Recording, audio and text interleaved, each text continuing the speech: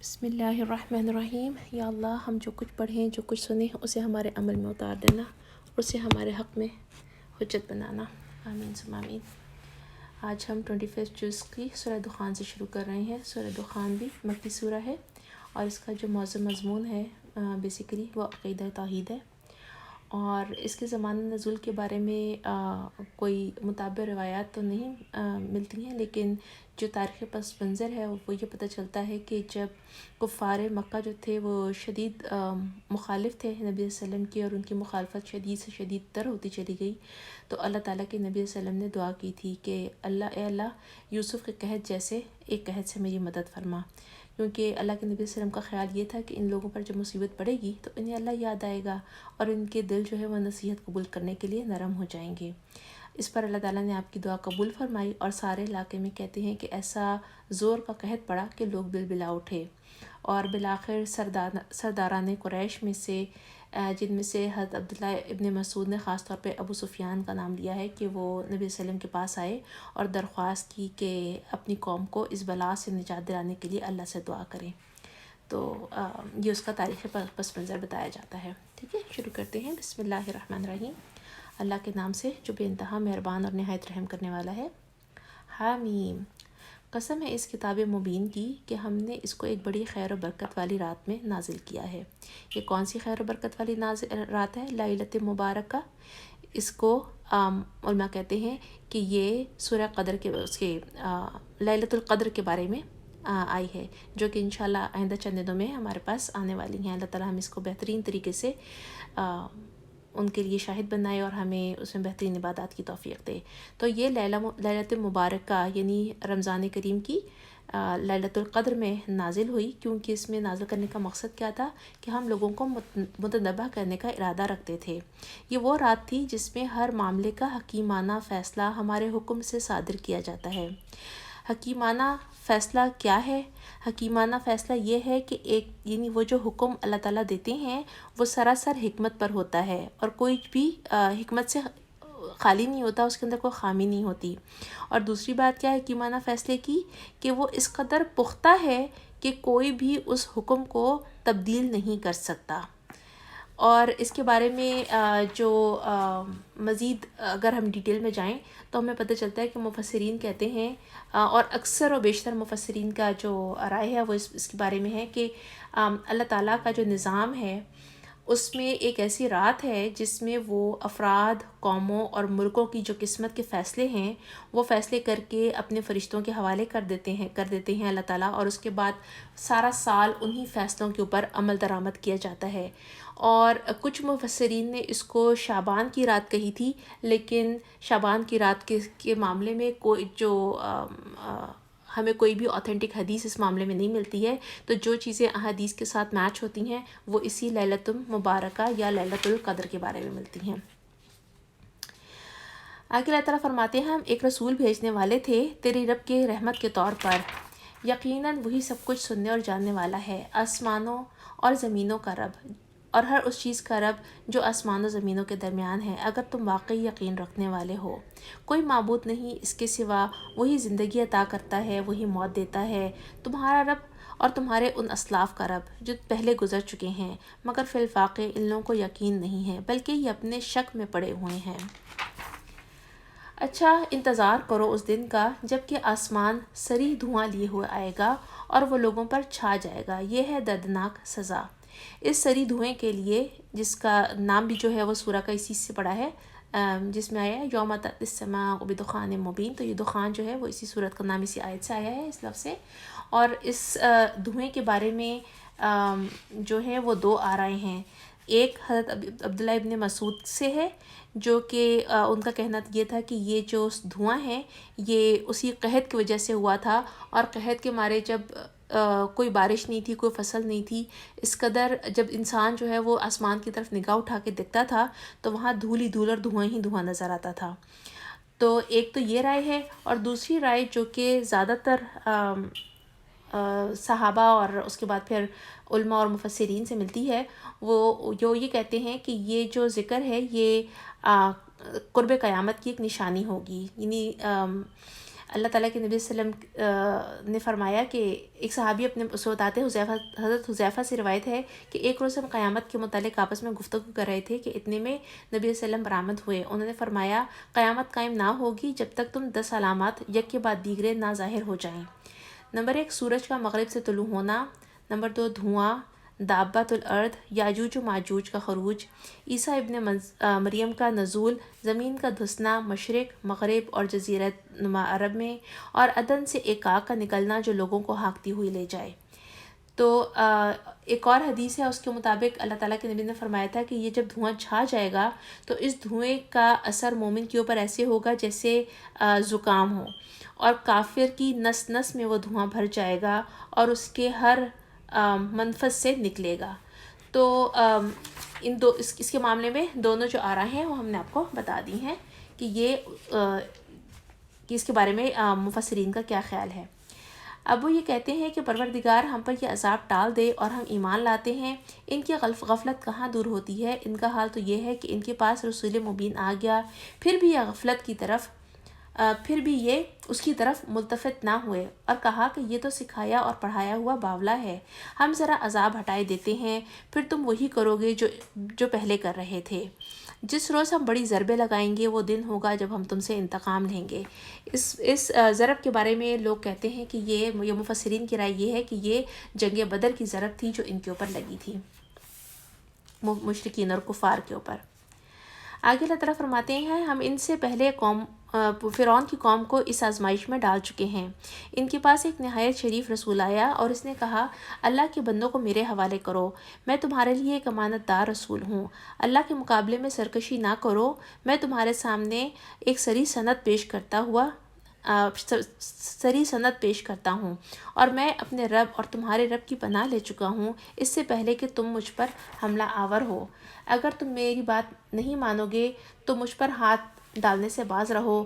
آخر کار اس نے اپنے رب کو پکارا کہ یہ لوگ مجرم ہیں. جواب دیا گیا اچھا تو راتوں رات میرے بندوں کو لے کر چل پڑو، تم لوگوں کا پیچھا کیا جائے گا. سمندر کو اس کے حال پر کھولا چھوڑ دے، یہ سارا لشکر غرق ہونے والا ہے. کتنے ہی باغ اور چشمے اور کھیت اور شاندار محل وہ چھوڑ گئے تھے. کتنے ہی عیش کے سر و سامان جس میں وہ مزے سے رہا کرتے تھے ان کے پیچھے دھرے رہ گئے. یہ ہوا ان کا انجام اور ہم نے دوسروں کو اس کا وارث بنا دیا. اور پھر نہ آسمان رویا ان پر اور نہ زمین، اور ذرا سی مہلت بھی ان کو نہ دی گئی. اسی طرح بنی اسرائیل کو ہم نے سخت ذلت کے عذاب فرعون سے نجات دی جو حد سے گزر جانے والوں میں فی الواقع بڑے اونچے درجے کا آدمی تھا. ان کی حالت جانتے ہو، ان کو دنیا کی قوموں پر ترجیح دی تھی. کن کی حالت کو ان کے بارے میں بات کر رہے ہیں؟ یہ بنی اسرائیل کی حالت کے بارے میں، کہ ان کی حالت جانتے ہوئے کیا مطلب ہے اس کا کہ اللہ تعالیٰ کو بنی اسرائیل کی تمام کمزوریاں اور خوبیاں اللہ تعالیٰ کے اوپر آیا تھیں. اللہ تعالیٰ کو پتہ تھا. اللہ تعالیٰ نے اندھا دھند فیصلہ نہیں کیا تھا کہ ان کو دوسری قوموں کے اوپر فضیلت دینی ہے یا ان کو چوزن قوم بنانا ہے، لیکن اس کے باوجود کہ ان کے اندر کچھ کمزوریاں بھی تھیں، کچھ خامیاں بھی تھیں، تو انہوں نے اللہ تعالیٰ نے ان کو باقی قوموں کے اوپر ترجیح دی تھی. اور ترجیح دینے کے بعد کیا کیا تھا؟ اس قوم میں اپنے پیغمبر بھیجے تھے. اپنے پیغمبر بھیجنے کے ساتھ ساتھ ان کو توحید کا علمبردار بنایا تھا اور ان کو امر بالمعروف اور نہی عن المنکر کی ذمہ داری دی تھی کہ یہ کام تم نے کرنا ہے، اس کام کو لے کے چلنا ہے. اور انہوں نے ایسی نشانیاں دکھائیں جن میں سری آزمائش تھی. یہ لوگ کہتے ہیں، کون لوگ کہتے ہیں؟ مکے والے کہتے ہیں ہماری پہلی موت کے سوا اور کچھ نہیں ہے، اس کے بعد ہم دوبارہ اٹھائے جانے والے نہیں ہیں. اگر تم سچے ہو تو اٹھا لاؤ ہمارے باپ دادا کو. یہ بہتر ہیں یا تبا کی قوم کے لوگ. تبا کی قوم کے لوگ کون تھے؟ یہ تبا یمن کے بادشاہ کا لقب تھا. جیسے فرعون جو تھا وہ مصر کے بادشاہوں کا لقب تھا، اسی طرح سے تبا یمن کے بادشاہوں کا تھا. یہ بہتر ہے یا تبا کی قوم کے اور اس سے پہلے کے لوگ. ہم نے ان کو اسی بنا پر تباہ کیا کہ وہ مجرم ہو گئے تھے. یہ آسمان اور زمین اور ان کے درمیان کی چیزیں ہم نے سب کچھ کھیل کے طور پر نہیں بنا دی ہیں. ان کو ہم نے برحق پیدا کیا ہے مگر اکثر لوگ جانتے نہیں ہیں. ان سب کے اٹھائے جانے کے لیے طے شدہ وقت فیصلے کا دن ہے. وہ دن جب کوئی عزیز قریب اپنے کسی عزیز قریب کے کچھ نہ کام آ سکے گا اور نہ کہیں سے انہیں کوئی مدد پہنچے گی سوائے اس کے کہ اللہ کسی کے اوپر رحم کرے. وہ زبردست اور رحیم ہے. زقوم کا کھانا گناہگار کا کھاجا ہوگا. یہ جہنم کے لوگوں کی بات کی جا رہی ہے. تیل کی تلچھٹ جیسا پیٹ میں اس طرح سے جوش کھائے گا جیسے کھولتا ہوا پانی. استغفر اللہ العظیم. پکڑو اور اسے رگیدتے ہوئے لے جاؤ، اس کو جہنم کے بیچوں بیچ اور انڈیل دو اس کے سر کے اوپر کھولتے ہوئے پانی کا عذاب. چکھ اس کا مزہ، بڑا زبردست عزت دار آدمی ہے تو. یہ وہی چیز ہے جس کے آنے میں تم لوگ شک رکھتے تھے. خدا ترس لوگ امن کی جگہ میں ہوں گے. یہ امن کی جگہ کون سی ہے؟ یہ جنت ہے.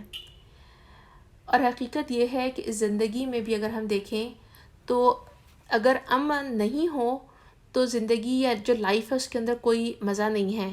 ہمارے پاس دنیا جہان کی نعمتیں ہوں لیکن اگر سکون نہیں ہو اور امن نہیں ہو تو ہمیں ان نعمتوں کو انجوائے کرنے کا مزہ نہیں آتا، یا ہم انجوائے کر ہی نہیں سکتے، اس لیے کہ بے چینی ہے، اس لیے کہ افراتفری ہے، اس لیے کہ کیوس ہے. تو امن جو ہے وہ کسی بھی جگہ کی اصل خوبصورتی ہوتا ہے. تو اللہ تعالیٰ اس وقت جنت کی بات بتا رہے ہیں کہ جنت میں امن ہوگا اور خدا ترس لوگ امن کی جگہ میں ہوں گے. باغوں اور چشموں میں حریر اور دیبا کے لباس پہنے آمنے سامنے بیٹھے ہوں گے. یہ ہوگی ان کی شان، اور ہم گوری گوری آہو چشم عورتیں ان سے بیاہ دیں گے. وہاں وہ اطمینان سے ہر طرح کی لذیذ چیز طلب کریں گے. وہاں وہ موت کا مزہ کبھی نہ چکھیں گے. بس دنیا کی موت آ چکی سو آ چکی، اور اللہ اپنے فضل سے ان کو جہنم کے عذاب سے بچا لے گا. یہی بڑی کامیابی ہے. اللہ تعالیٰ ہم کو بھی ان میں شامل کریں اور اس کو انڈرلائن کر دیں کہ اللہ کا فضل اور سب سے بڑی کامیابی کیا ہے کہ اگر ہم جہنم سے بچا لیے گئے. اللہ تعالیٰ ہم سب کو جہنم سے بچا لے. آمین ثم آمین. اے نبی، ہم نے اس کتاب کو تمہارے زبان میں سہل بنا دیا ہے تاکہ یہ لوگ نصیحت حاصل کریں. اب تم بھی انتظار کرو اور یہ بھی منتظر ہیں. بسم اللہ الرحمن الرحیم. سورہ جاثیہ. یہ سورہ بھی مکی ہے، ہجرت سے قبل نازل ہوئی تھی، اور دوسری صورتوں کی طرح جو حوامیم ہیں ان کا بھی جو مین مضمون ہے وہ عقیدہ توحید ہے. اللہ کے نام سے جو بے انتہا مہربان اور نہایت رحم کرنے والا ہے. حامیم. اس کتاب کا نزول اللہ کی طرف سے ہے جو زبردست اور حکیم ہے. حقیقت یہ ہے کہ آسمانوں اور زمین میں بے شمار نشانیاں ہیں ایمان لانے والوں کے لیے.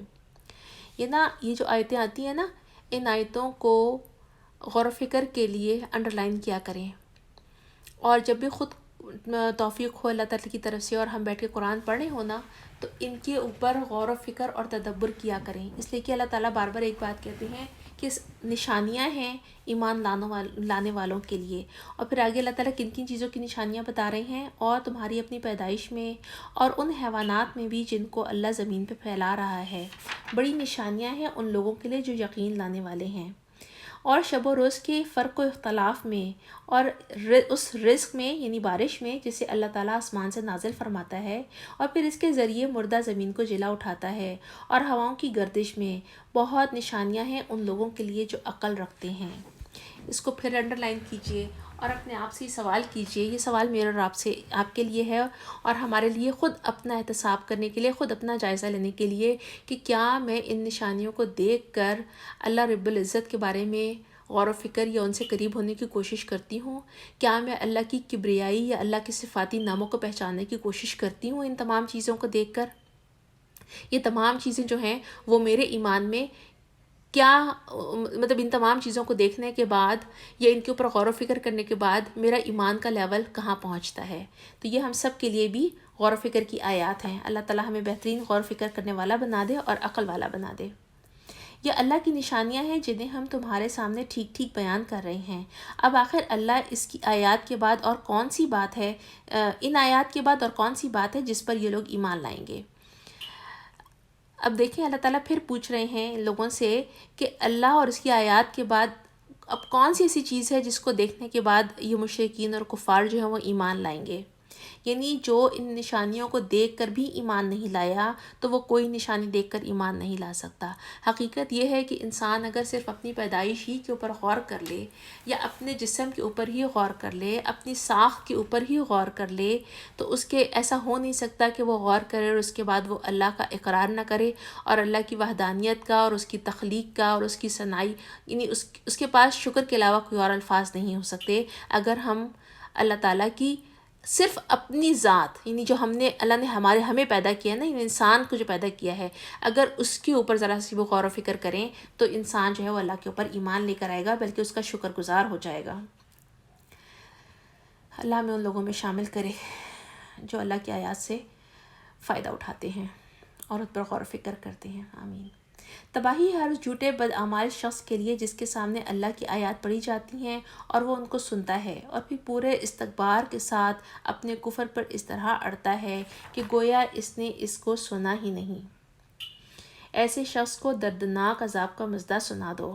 ہماری آیات میں سے کوئی بات جب اس کے علم میں آتی ہے تو ان کا مذاق بنا لیتا ہے۔ یعنی کیا ایٹیٹیوڈ بتایا ایسے شخص کا کہ نہ تو وہ ان آیات کو یا اللہ تعالیٰ کی باتوں کے اوپر یقین نہیں کرتا، ایمان نہیں لاتا، غور و فکر نہیں کرتا، بلکہ الٹا کیا کرتا ہے کہ مذاق اڑانا شروع کر دیتا ہے۔ ایسے سب لوگوں کے لیے ذلت کا عذاب ہے، ان کے آگے جہنم ہے۔ جو کچھ بھی انہوں نے دنیا میں کمایا اس میں سے کوئی چیز ان کے کام نہ آئے گی، نہ ان کے وہ سرپرست ان کے لیے کچھ کر سکیں گے جنہیں اللہ کو چھوڑ کے انہوں نے اپنا ولی بنا رکھا ہے، ان کے لیے بڑا عذاب ہے۔ یہ قرآن سراسر ہدایت ہے ان لوگوں کے لیے، بلا کا دردناک عذاب ہے جنہوں نے اپنے رب کی آیات کو ماننے سے انکار کر دیا۔ یعنی یہ قرآن ہدایت ہے۔ ہدایت کس کے لیے ہے؟ جو اس کو مانے گا، جو اس کے اوپر ایمان لے کر آئے گا۔ اگر وہ نہیں مانتے، کفر کا رویہ اختیار کرتے ہیں، چاہے وہ کوئی بھی ہو، اس کے لیے اللہ تعالیٰ فرما رہے ہیں کہ اس کے لیے دردناک عذاب ہے۔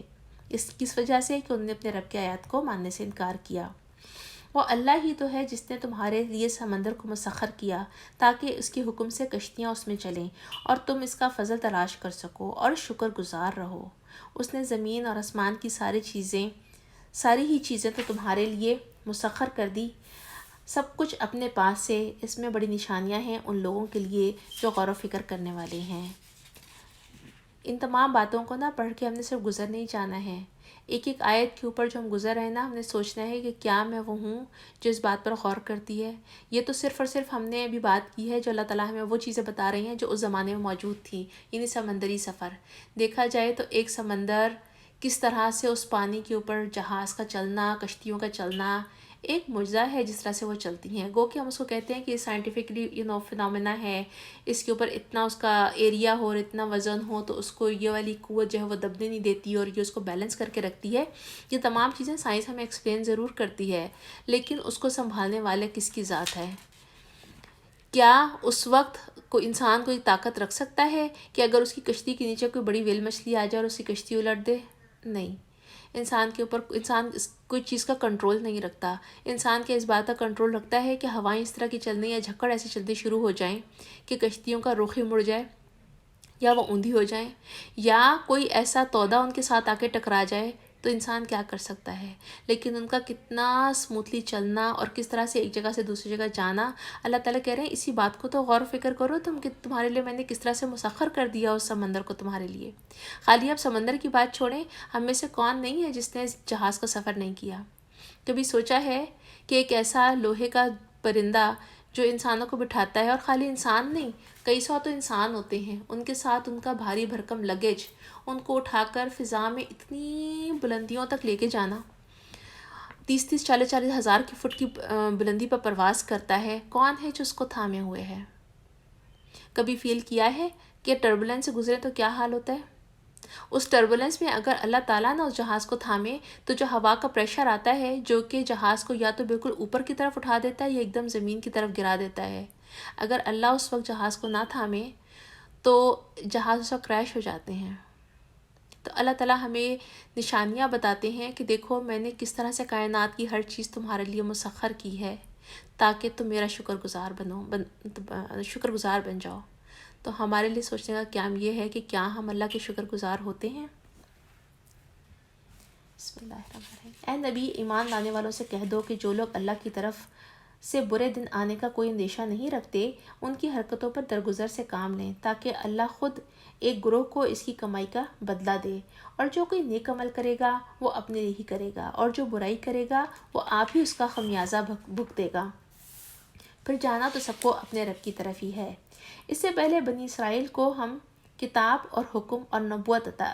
اس سے پہلے بنی اسرائیل کو ہم نے کتاب اور حکم اور نبوت عطا کی اور ان کو ہم نے عمدہ سامان زیست سے نوازا، اور پھر دنیا بھر کے لوگوں پر انہیں فضیلت عطا کی.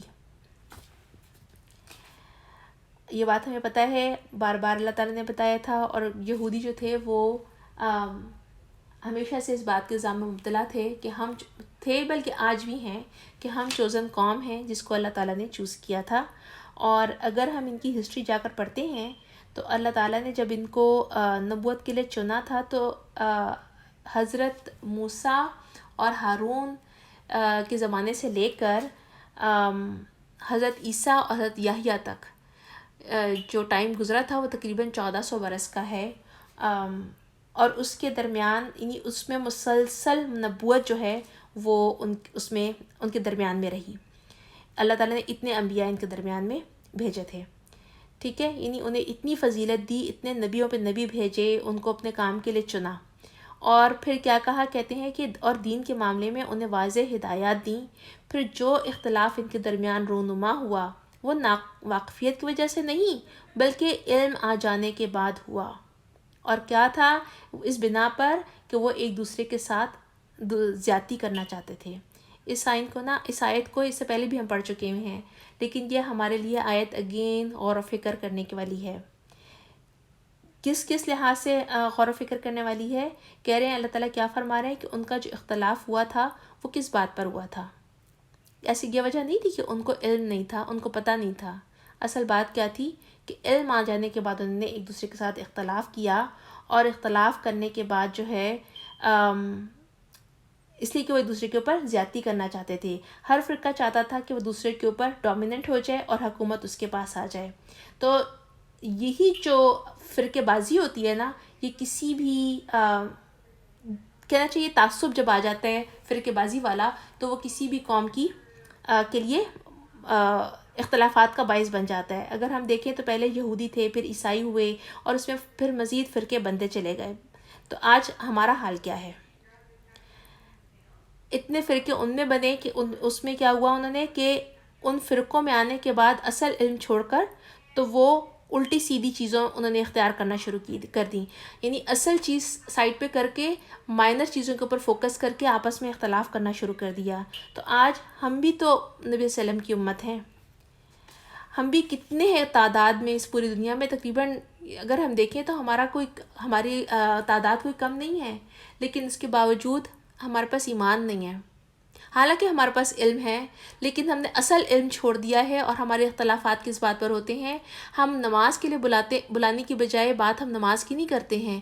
ہم اس بات پر الجھنا شروع کر دیتے ہیں کہ ہم نے رفع یدین کرنی تھی کہ نہیں کرنی تھی. ہم نے ہاتھ جو ہیں وہ پیٹ سے اوپر باندھنے تھے یا سینے پہ باندھنے تھے.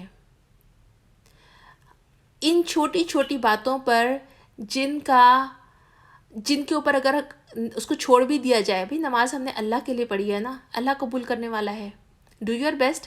لیکن اس کے بعد ہم کسی کو جج کرنے والے نہ ہوں. لیکن ہم اتنی چھوٹی چھوٹی باتوں میں آ کر ایک دوسرے سے اختلافات کرنا شروع کر دیتے ہیں اور ایک دوسرے کو مرنے مارنے پر آ جاتے ہیں. مرنے مارنے سے زیادہ ایک دوسرے کو کافر کہنا شروع کر دیتے ہیں، حالانکہ اللہ کے نبی نے ہمیں اس سے سختی سے منع کیا تھا.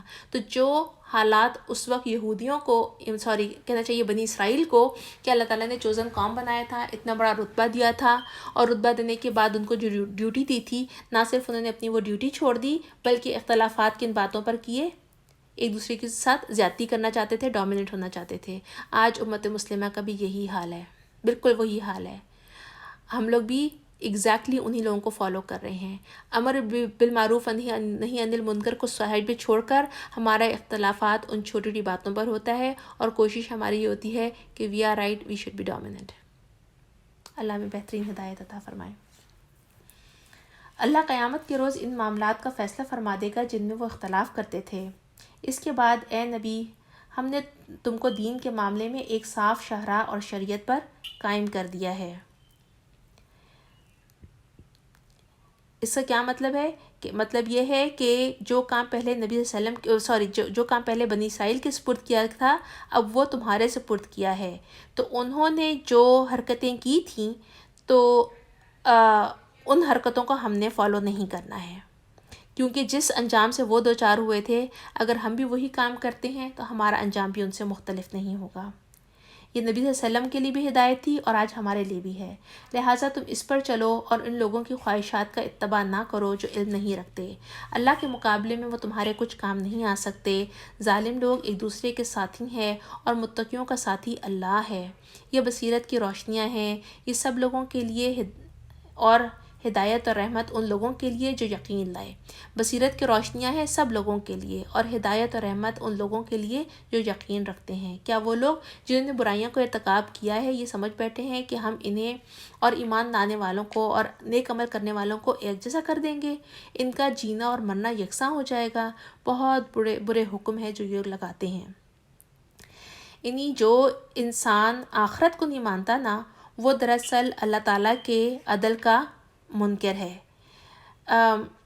اللہ تعالیٰ بار بار جو یہ بات کہتے ہیں نا، صرف کہنے کا اللہ تعالیٰ سمجھانا چاہتے ہیں انسان کو کہ خود عقل اور ہوش سے کام کرو، کہ ایک وہ انسان جو کہ اس دنیا میں ہر برے کام سے بچتا رہے، ہر کوشش کرتا رہے کہ اس کے ہاتھ سے، اس کی زبان سے، اس کے عمل سے کسی کو تکلیف نہ پہنچے، اپنی طرف سے وہ بہترین زندگی گزارتا ہے، چیریٹی کرتا ہے، اللہ کو خوش کرنے کے لیے، اللہ کی رضا کی خاطر ہر اس کام میں لگا رہتا ہے جس میں اللہ کی رضا ہو۔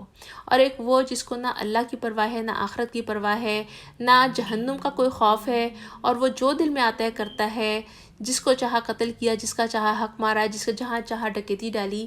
تو کیا یہ تم لوگ سمجھتے ہو کہ یہ دونوں کام کرنے والے برابر ہو جائیں گے؟ ایک انسانی معاشرے میں رہتے ہوئے ہم کہتے ہیں کہ نہیں، یہ دونوں بالکل برابر نہیں ہیں، ان دونوں کے لیے سزائیں الگ ہو۔ چلو ہم اس میں بھی نہ جائیں، ہم یہاں تک پہنچتے ہیں کہ جب ہم عدل و انصاف کا معاملات کہتے ہیں اور جیل میں لوگوں کے جو مجرم ہیں ان کی جزا و سزا کے لیے جو بات کرتے ہیں، تو اس میں ہم یہ کہتے ہیں یا ہمارے دلائل یہ ہوتے ہیں کہ اس بندے نے چونکہ چوری کی تھی، چوری کرنا قتل کرنے سے چھوٹا جرم ہے، تو اس کو وہ سزا نہیں دی جائے جو ایک قتل کرنے والے کو دی جاتی ہے۔ تو اور قتل کرنے والے کی سزا ڈیپینڈ کرتا ہے اس نے کیسے قتل کیا۔ اگر وہ ایک ہی بندے کا قاتل ہے تو اس کی سزا اور ہوگی، لیکن وہ اگر کوئی ایسا بندہ ہے جس نے کئی ملٹیپل قتل کیے ہوئے ہیں تو اس کی سزا جو ہوتی ہے وہ ڈیفرنٹ ہوتی ہے۔ تو اس دنیا میں رہتے ہوئے اگر تم نے ایک سسٹم یہ بنایا ہوا ہے انسانوں کہ جس میں تم نے مجرم کی سزا اس کی جو جرم ہے اس کے حساب سے رکھی ہوئی ہے، تو پھر اللہ تعالیٰ کے ساتھ کے معاملے میں آ کر انسان اپنی آنکھیں کیوں بند کر لیتا ہے اور کیوں سمجھتا ہے کہ اگر آج ہم مر جائیں گے تو ہماری اس کے بعد کوئی زندگی نہیں ہوگی؟ کیوں سمجھتا ہے کہ میرے اعمال کا حساب کتاب نہیں لیا جائے گا؟ ٹھیک ہے، تو یہ اللہ تعالیٰ ہمیں کہہ رہے ہیں کہ یہ جو تم حکم لگاتے ہو یہ بہت ہی برے لگاتے ہو۔ اللہ نے تو آسمان اور زمین کو برحق پیدا کیا ہے، اس لیے کیا ہے کہ ہر متنفس کو اس کی کمائی کا بدلہ دیا جائے اور لوگوں پر ظلم ہرگز نہ کیا جائے گا۔ پھر کیا تم نے کبھی ایسے شخص کے حال پر غور کیا ہے جس نے اپنی خواہش نفس کو اپنا خدا بنا لیا اور اللہ نے علم کے باوجود اسے گمراہی میں پھینک دیا؟ اس کو انڈرلائن کر لیجئے، یہ بہت سخت آیت ہے۔ کیا مطلب ہے اس آیت کا؟ کیا تم نے کبھی اس شخص کے حال پر غور کیا ہے جس نے اپنی خواہش نفس کو اپنا خدا بنا لیا؟ خواہش نفس کو خدا بنانا کیا ہوتا ہے؟ خواہش نفس کا مطلب ہوتا ہے خدا بنانے کا کہ آدمی صرف اپنی خواہش کا بندہ بن کے رہ جائے، جس کام کا اس کا دل چاہے اس کو کر گزرے، وہ یہ نہ دیکھے کہ اللہ نے اس کو حرام کہا ہے کہ حلال کہا ہے۔ جس کا دل نہیں چاہ رہا کام کرنے کا وہ نہ کرے، چاہے اللہ نے اس کو کہا ہے کہ کرنے کا حکم دیا ہے۔ یعنی وہ کوئی بھی کام کرتے ہوئے صرف اپنے نفس کی پیروی کرے، جو اس کے نفس نے کہا ہے اکارڈنگ ٹو دیٹ، اپنا جو بھی اس کا ایکٹ ہے وہ اس کے مطابق ہو۔ ٹھیک ہے، تو اس کو کہتے ہیں کہ وہ شخص جو خواہش نفس کا خدا، جس نے خواہش نفس کو اپنا خدا بنا لیا ہے، یعنی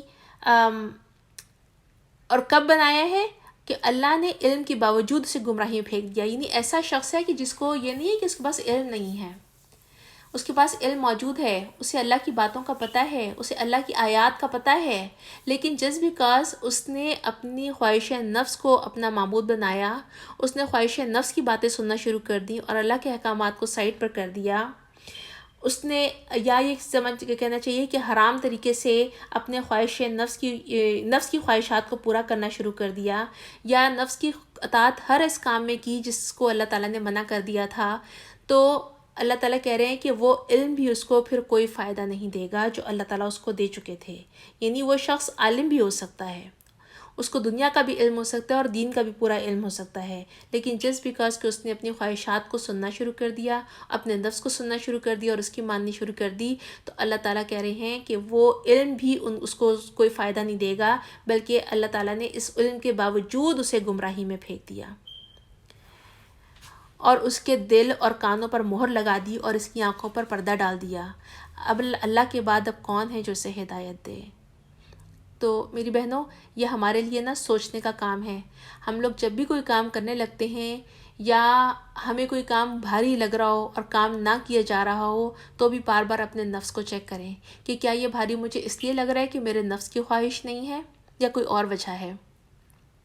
ٹھیک ہے، یا کام کوئی کرنے کے لیے جا رہے ہیں اور خدا نہ خواستہ وہ ذرا سا بھی آپ کو محسوس ہو کہ وہ آپ کے اللہ کی رضا کے خلاف ہے یا اللہ کے احکامات کی نفی کرتا ہے، تو ہمیں بہت زیادہ سوچنا چاہیے کہ باوجود اس کے کہ ہم علم رکھتے ہیں، شیطان جو ہوتا ہے نا وہ ہر انسان کو ڈفرینٹ طریقے سے آ کر بہکاتا ہے.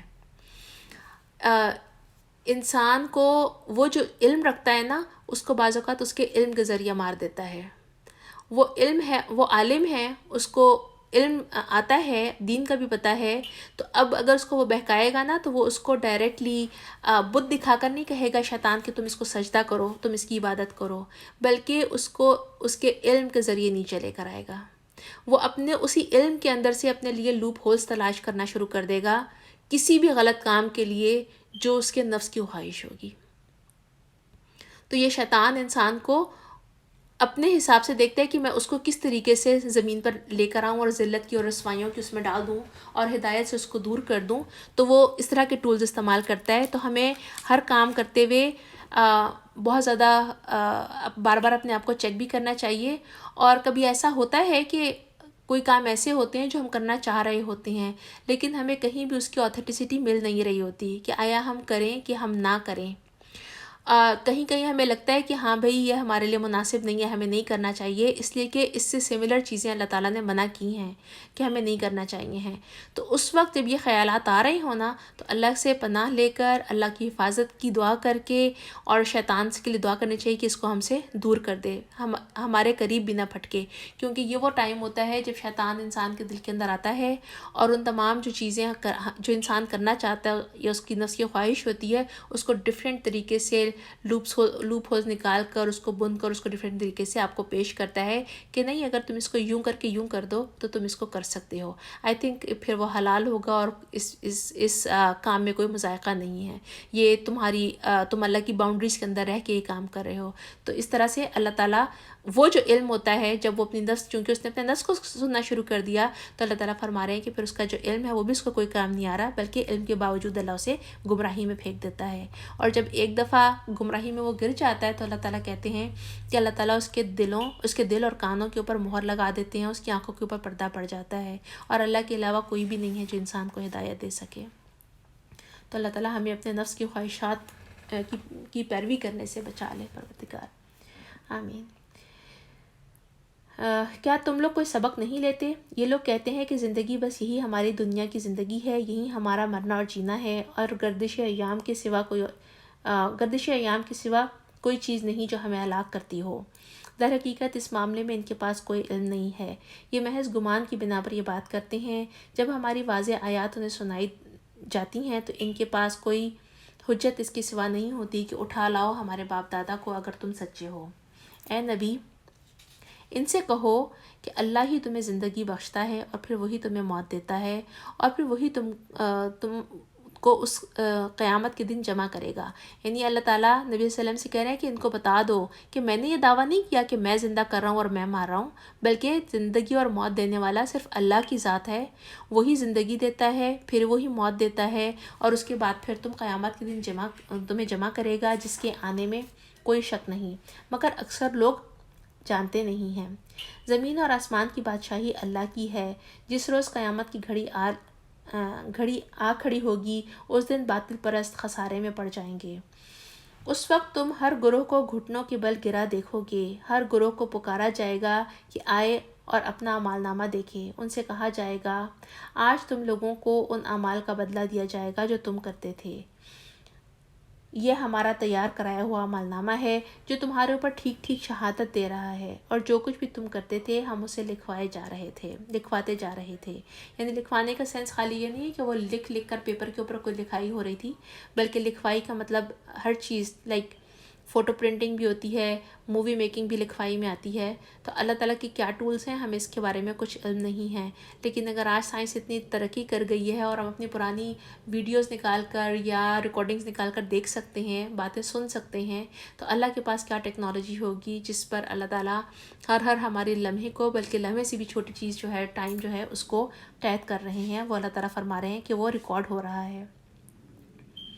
پھر جو لوگ ایمان لائے ہیں اور نیک عمل کرتے ہیں، انہیں ان کا رب اپنی رحمت میں داخل کرے گا، اور یہی صریح کامیابی ہے۔ جن لوگوں نے کفر کیا اور ان سے کہا جائے گا کہ کیا میری آیات تم کو سنائی نہیں دی جاتی تھیں، مگر تم نے تکبر کیا۔ تکبر کس بات کا کیا؟ بجائے کہ قبول کرتے، بلکہ اکڑ کر کھڑے ہو گئے اور مجرم بن کر رہے۔ اور جب کہا جاتا تھا کہ اللہ کا وعدہ برحق ہے اور قیامت کے آنے میں کوئی شک نہیں، تو تم کہتے تھے کہ ہم نہیں جانتے کہ قیامت کیا ہوتی ہے، بس ہم تو ایک گمان سا رکھتے ہیں، یقین ہم کو نہیں ہے۔ یعنی کیا مطلب ہے اس کا مطلب یہ ہے کہ ان کے دل میں ذرا سا خیال تو آتا تھا کہ ہو سکتا ہے یہ بندہ ٹھیک ہی کہہ رہا ہو، یہ تمہاری باتیں ہمیں اپیل تو کرتی ہیں، لیکن ہمیں یقین نہیں آتا کہ ہم مرنے کے بعد بھی دوبارہ ٹھیک ہو جائیں گے۔ اس کو پڑھ کے نا، تو جب یہ میں نے آیت اس طرح سے پڑھی نا کہ ہم تو نہیں جانتے قیامت کیا ہوتی ہے، بس ہم تو ایک گمان سا رکھتے ہیں، یقین ہم کو نہیں ہے، تو مجھے ایک لمحے کو ایسا لگا تھا کہ آج ہم مسلمانوں کی حالت بھی یہی ہو گئی ہے۔ کچھ ایسا ہی لگتا ہے کہ ہم زبانوں سے تو اقرار کرتے ہیں کہ ہاں قیامت آئے گی اور حساب کتاب ہوگا، لیکن ہمارا عمل اس بات کو ظاہر نہیں کرتا، کیونکہ اگر ہمیں اس بات کا پکا یقین ہوتا تو ہمارا عمل ضرور کچھ نہ کچھ بہتر ہوتا، یہ ٹھیک ہو جاتا، کیونکہ انسان آخرت کا جو یقین ہے نا، وہ انسان کے رویے کو درست کرتا ہے۔ تو مجھے لگتا تھا کہ یہ ہمارے لیے خود اپنا احتساب کرنے کے لیے یہ آیت، اس کو انڈر لائن کر لیجئے، اور جب آپ کو موقع ملے اور دوبارہ اس سے گزریں تو یہاں رک کر ضرور سوچیے گا کہ میں قیامت پر کس حد تک یقین رکھتی ہوں۔ کیا اس حد تک یقین رکھتی ہوں کہ جیسے آگ میں جلنے کا، کہ مجھے پتہ ہے کہ آگ جلاتی ہے تو میں کبھی آگ کو یا گرم چیز کو ہاتھ نہیں لگاتی؟ کیا مجھے اس حد تک یقین ہے؟